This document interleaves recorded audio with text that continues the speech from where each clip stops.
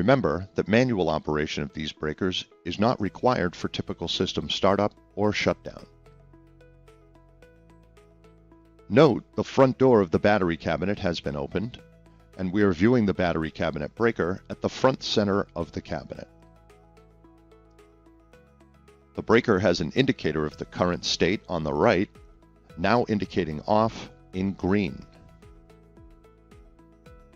The lever on the left can be pushed down and cranked until the charge indicator turns yellow to indicate charged.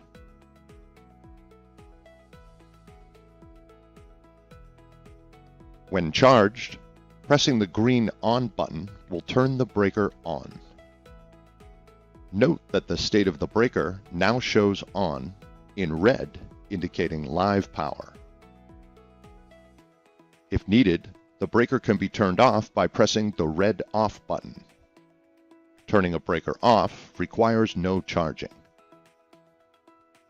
Thank you.